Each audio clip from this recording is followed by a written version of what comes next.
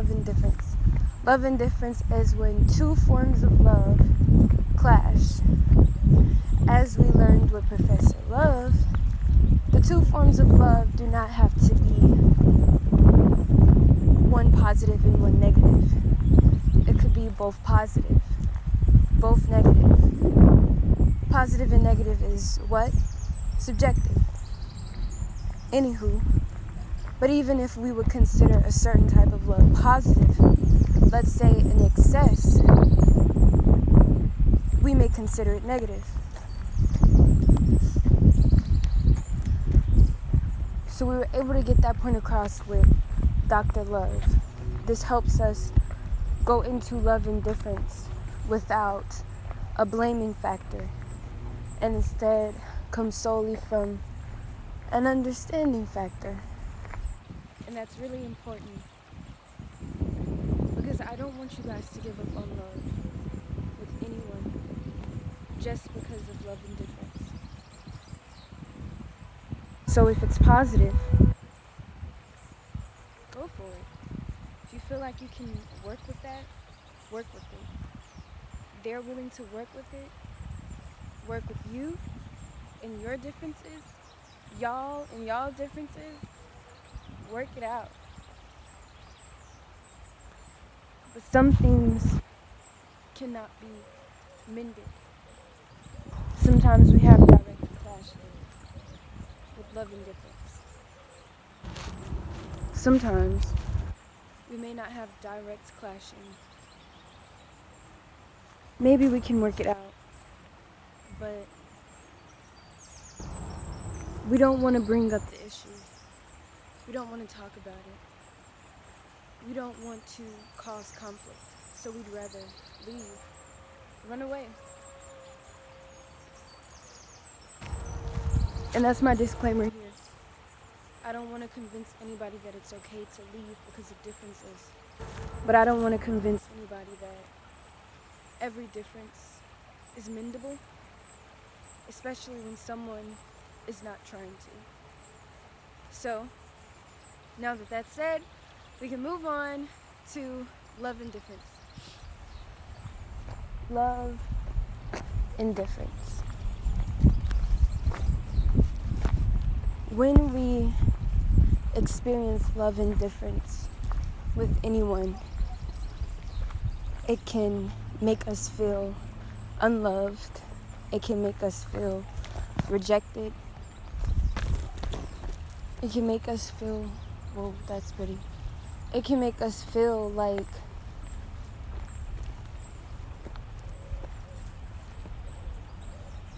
the love that we desire doesn't exist. And that's a really sad position to be in when love is everything. Not only does it affect how we view our love, it manages to seep into every other area of our lives. We may think that when we experience love indifference with someone, we only have issues with going after love. But this affects our manifesting abilities. It affects our ability to go after what we desire in this world, because we feel like we'll never have it. It shifts our reality entirely, because we're told that the basis that we depend on, which is love, does not exist.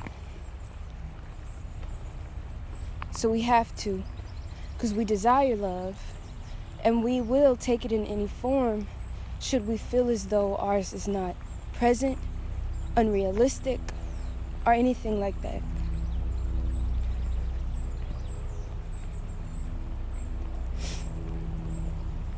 There's a study done on prisoners who go into isolation. Prisoners will be in isolation for 3 days. Darkness, no connection to the outside world. And go insane, see hallucinations, hear things,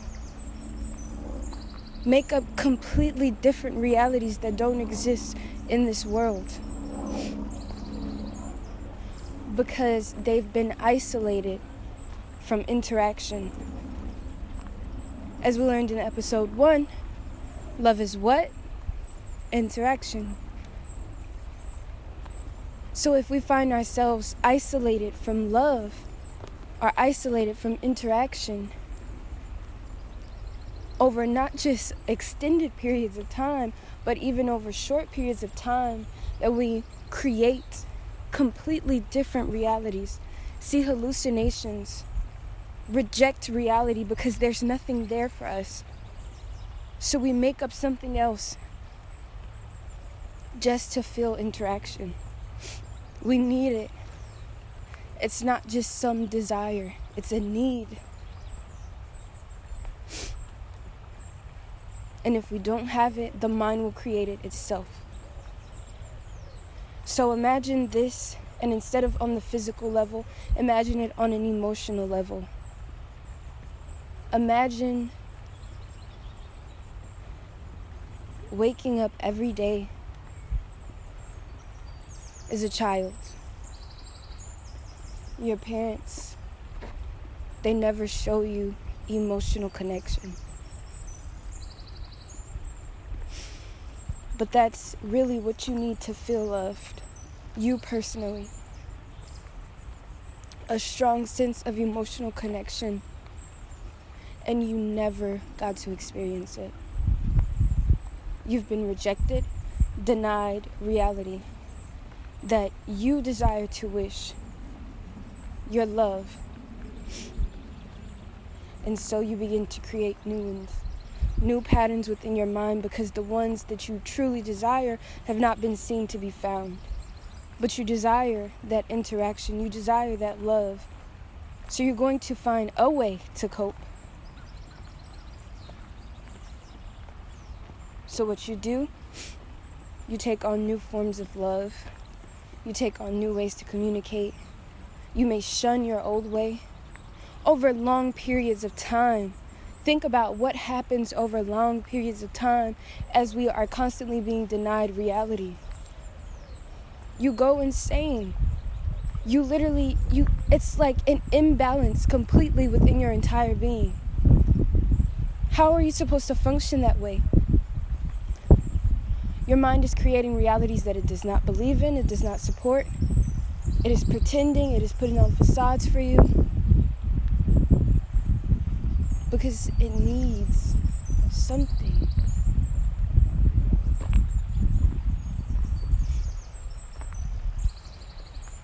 So,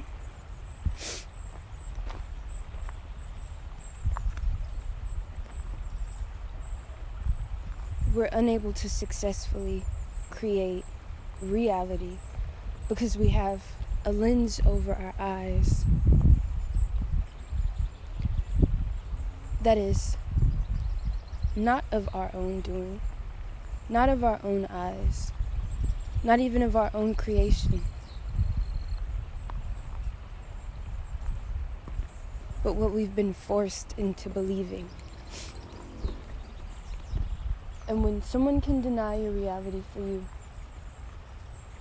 they can deny anything for you. They can feed you a reality. Maybe you don't believe in it. Maybe you do.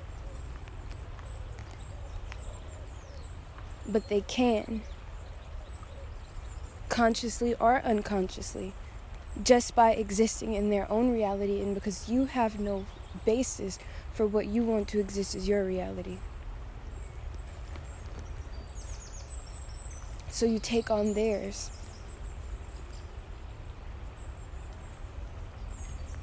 And this is a cause for depression. This is how I believe my depression manifested. Feeling as though there was no belonging in this world for myself. Constantly being rejected and denied of my reality.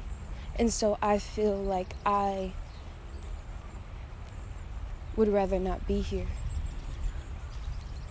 I feel like I'm confused. I have no purpose. I have no guidance. I have no direction.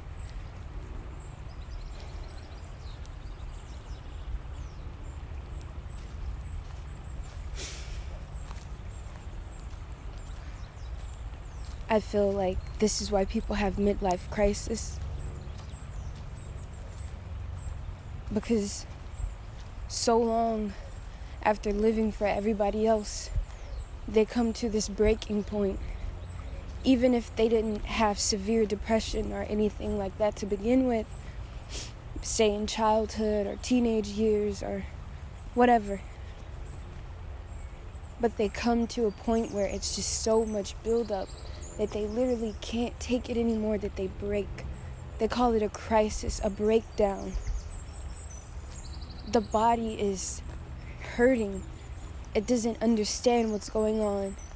It's a call-out cry for one more time to understand who you are, to understand what are you doing here, what am I supposed to be doing?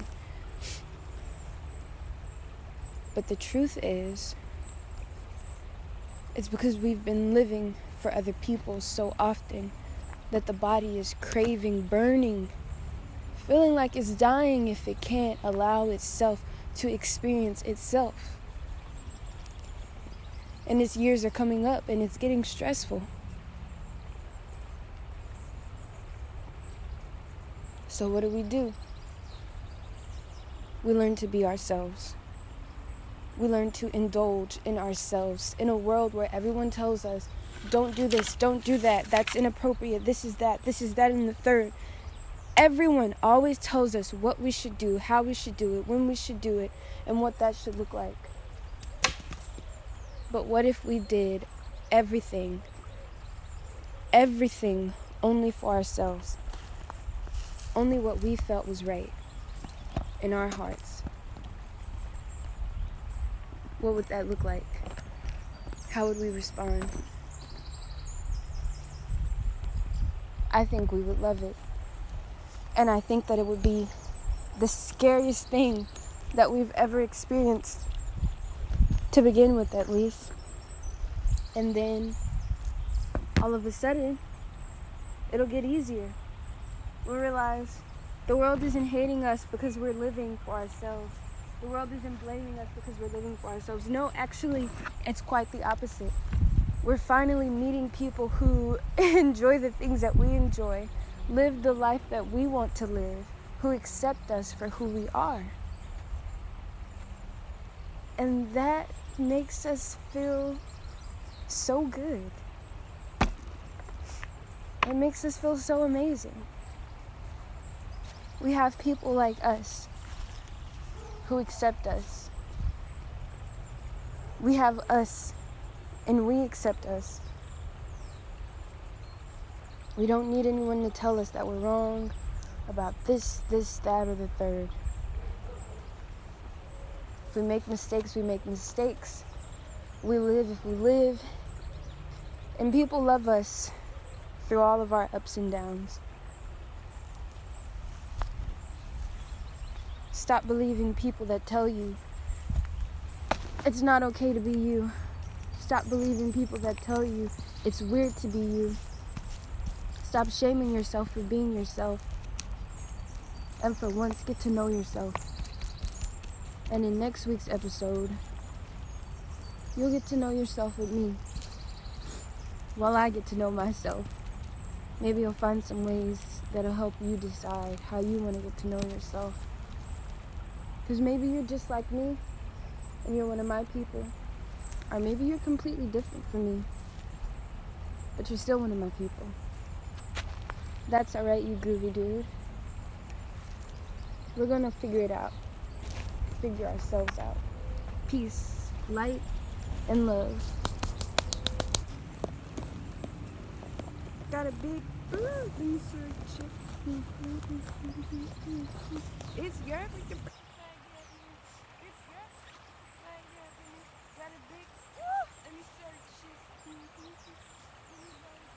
It's your